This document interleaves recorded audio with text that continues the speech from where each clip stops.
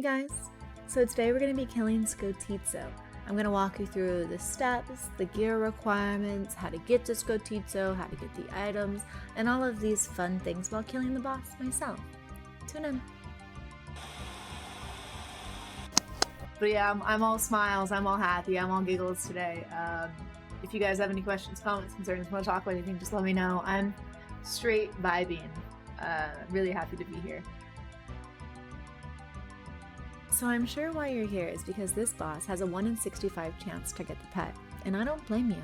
The reason that it's a 1 in 65 chance is because it's really hard to get the dark totems that get you here.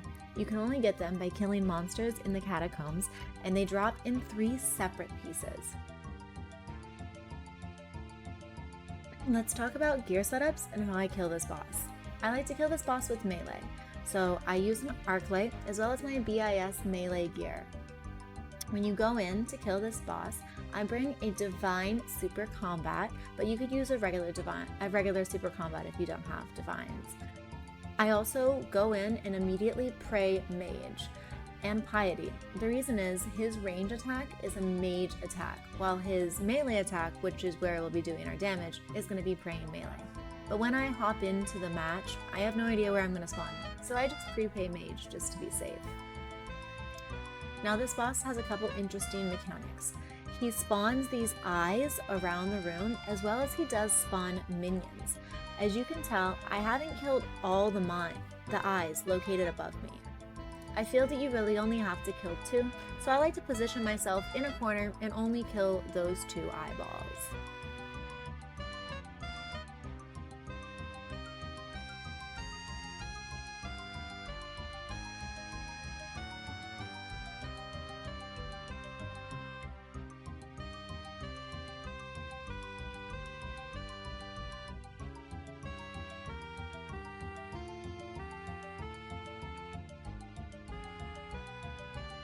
As we finish this boss off, let's talk about the drop table. One of the cool things about Skotizo is that he always drops a hard clue. So that gives you a couple of options. You can either stop whatever you're doing as you're killing the boss every single KC, bank all your gear, and do your clue scroll. Now the reason I say bank all your gear is because, honey, it's a hard clue scroll. You know they're taking you into the wilderness. You have to. Or you can do something super sweaty called juggling clue scrolls. As a recent update came out, you can actually leave clue scrolls on the ground for an hour. So what you would do is you'd go kill the boss, pick up the clue scroll, then drop the clue scroll, pick up your previous clue scroll and drop that again, therefore juggling them and resetting the timer. Then, every single time you go to complete a clue scroll, you'd have to come back, pick up your stack of clue scrolls, drop them, and go back out. I know, it sounds like a bit of a pain. I tend to just bank my gear set and then come back after every KC.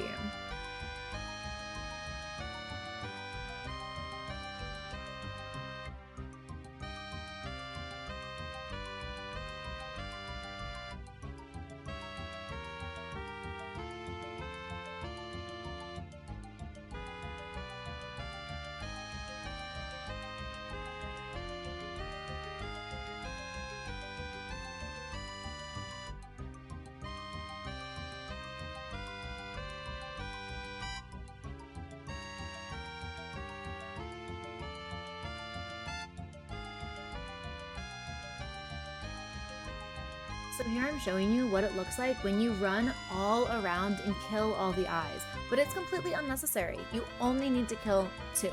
Later in the video, I'll show you the corner technique that I like to use where I just kill 2 of them, but I wanted to show for DPS sake, me killing all of them.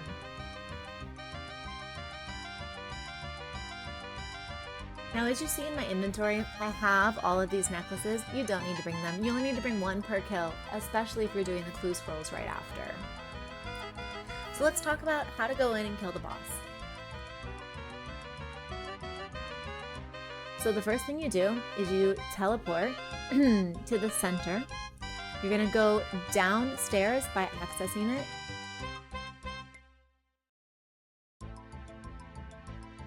You're going to use a totem on the thing in the middle of the room, pray mage, pre-pot your super combat, run in and immediately drop your specs on him when you're using arc light.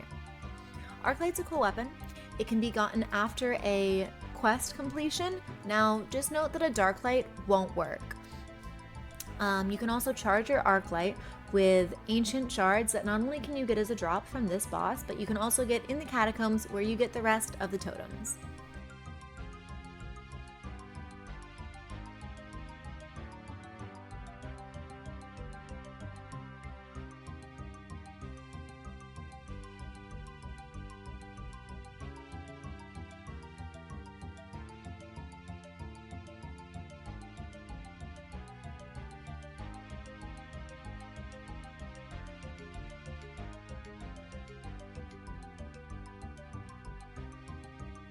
So I'm going for a speed run this time. I'm trying to kill him before I have to go and kill any of the eyes that pop up, or even get the minions to pop up. And I'm so close. I've got 3 eyes popping up and I haven't made it this time. So I'm killing the eyes, and I'm just resigning to a life of inadequacy.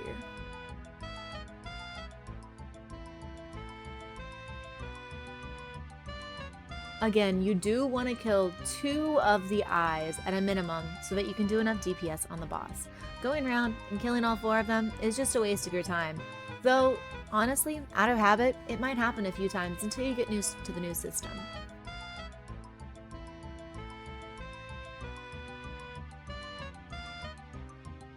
Don't forget to pray melee when you're next to him. He hits hard, as well as it does save you from the minions.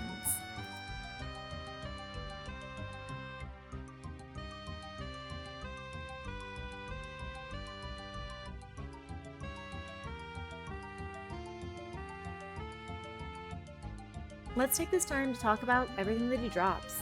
So he does drop something called a Dark Claw. This Dark Claw can be made into 2 things. It can be made into a dark pair of flippers, or for 1,000 points at a Slayer Master, you can make it into a purple Slayer helm. Now he also does drop a Elite Clue Scroll in addition to the Hard Clue Scrolls in a rate of 1 of 5. He drops different pieces of the totems in order for you to get down here, and a completed totem. Now his cool items that he drops the Jar of Darkness, and that's at a 1 in 200 rate. You can put that in your POH inside your display case. He also drops Skotizo, the pet, at a rate of 165. He also drops Skotizo, the pet, at a rate of 65. Some of the other droppables he drops raw anglerfish, some runite items that can be alked, I think a couple of herbs as well. Some nice looking runes, some ancient shards to charge that Arclight with.